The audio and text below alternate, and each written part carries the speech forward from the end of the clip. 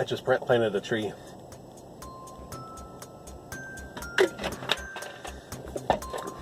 Dripping all over myself.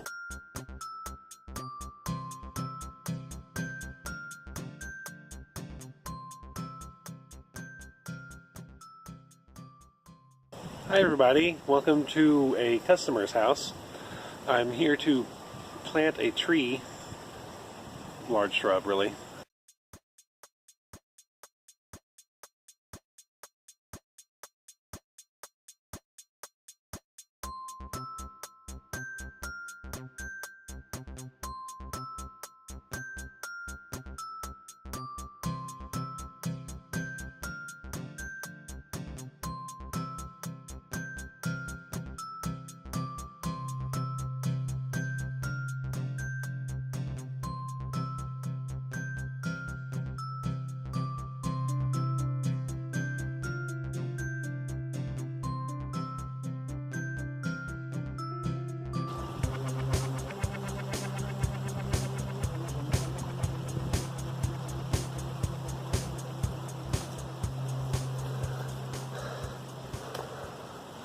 Okay, so if you can see, I'm using two shovels. The red one, which is just a regular spade, and then that gray one is called a caprock shovel.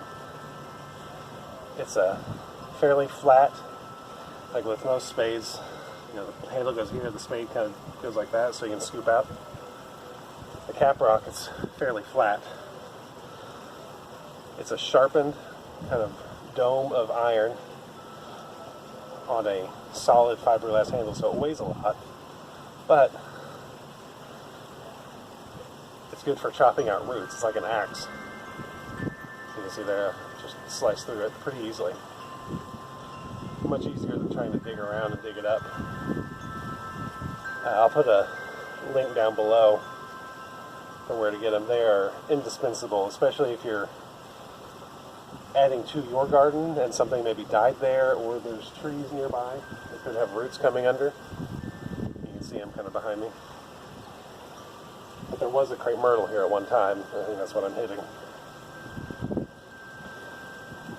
So anyway, a caprock shovel is definitely handy to have around, in addition to the spade. It's not good for scooping. That's why I also have just a regular spade.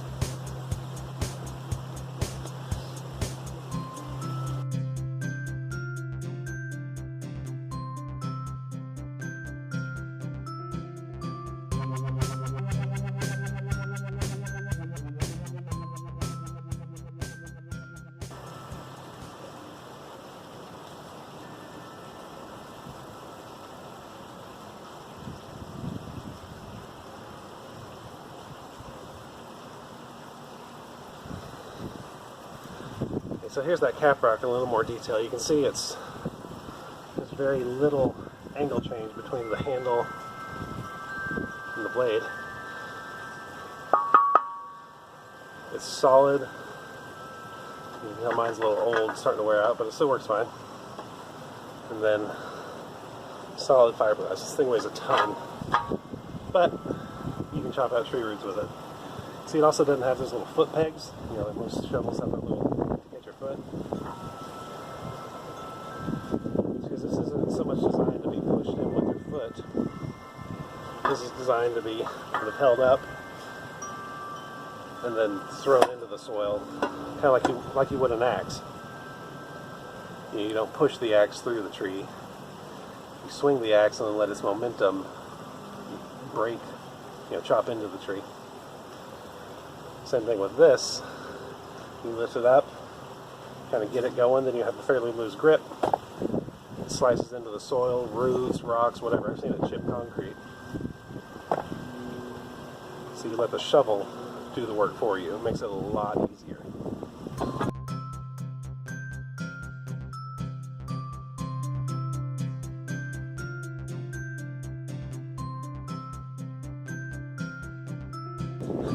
The general consensus right now, as it changes all the time, is to A, dig the hole as deep as the root ball. Here, let's see. A, dig the hole as deep as the root ball, which As you saw in our first video, or in the first video about this, the root ball is not always accurate. And B or 2, I don't remember what I just said, twice as wide as the root ball. But if you were following the steps I laid out in video 1, again, the root ball is not always accurate. So here's what we're ultimately aiming for the longevity of the tree. We want a hole that doesn't have straight sides, it doesn't mimic the shape of the pot, especially with red clay. We want a hole with rough sides.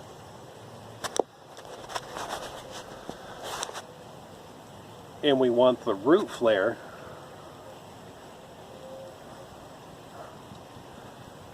to be above ground. So if my arm were the ground, right here, that's what we want sticking out. Mark McGrath, he hosts You Bet Your Garden on NPR. He says you don't want a lollipop tree, and that's absolutely true. You don't want the tree to grow straight into the ground. You want it to flare out. So what does that mean for the hole I've dug? So as it is in the pot right now, the soil ball is about right where those scuffs are. So that's about how deep we want it, assuming we're planting it based on the pot. Width is about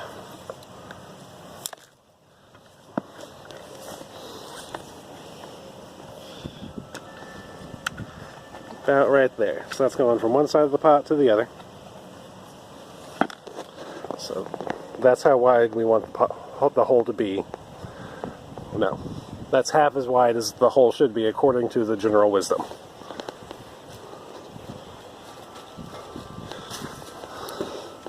So you can see my hole is a little bit wider. We're going to the edge.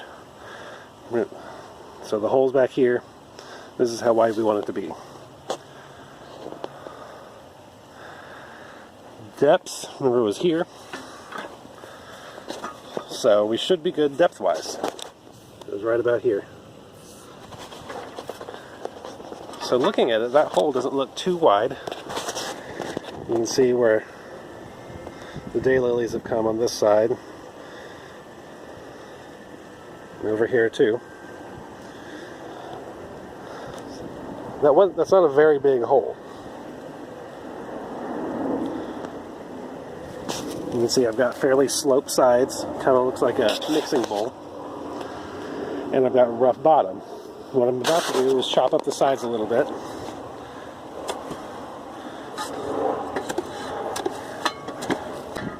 You don't have to do too much. You just want to be a nice rough-sided bowl. Okay, so I'm going to go over to the tree. I'm going to take the pot off. I'm going to check the roots on the bottom of the pot, make sure there's not that mat. I'm going to check the roots around the side, make sure that any of the thin fibrous roots are cut so they branch.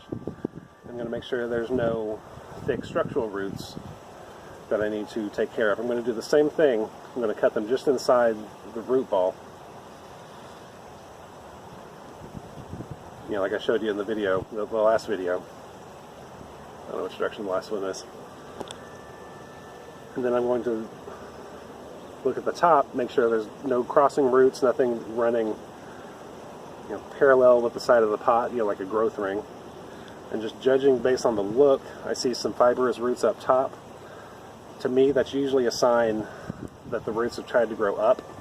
So it's probably buried a bit too deep, so I'm going to take some off of that. Then I'm going to have to fill in the hole, because I dug this hole based on that pot. But that's fine, because I'll have some nice loose soil for the roots to get started in. Okay, so on first blush, this tree looks pretty good. A few roots just to cut, fairly loose soil on the surface. The bottom looks pretty good. Again, just a few little loose roots, and just cut through this. Don't even have to really cut, coming apart pretty easily.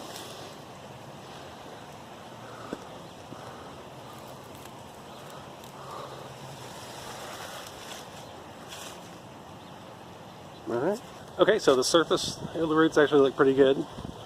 But I think what I was seeing is just some of the surface soil kind of rinse down the side, exposing the roots.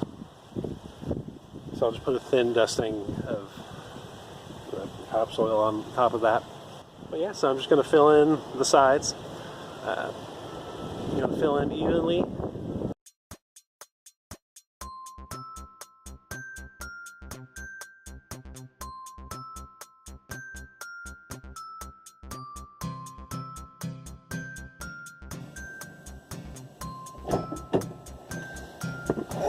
Okay. Back in the car. Mainly trying to get out of the wind, so you make sure you guys hear all this. I want to do a quick recap.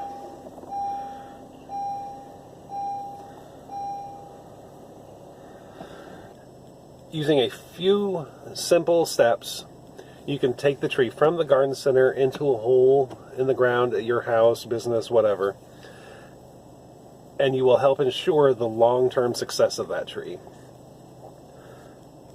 By making sure there's no large circling roots on the root ball, making sure there's no root pad down at the bottom, making sure that the root flare is not buried, that the tree is buried too deep in the pot, and then making sure there's no girdling or crossing roots on the surface. If you do those simple things, and if you dig the right kind of hole, a nice loose hole, loose bowl-shaped hole, you will take care of probably 75% of the reasons why people call me to their house to figure out what's going on with their tree. Obviously, pests, weather, you can't control those. But doing these steps with every tree, even shrubs, even some perennials, you'll be off to the best possible start. So if you have any questions for me, please leave them below in the comment section. I'll be happy to answer them as soon as I can. And thanks for watching. Bye.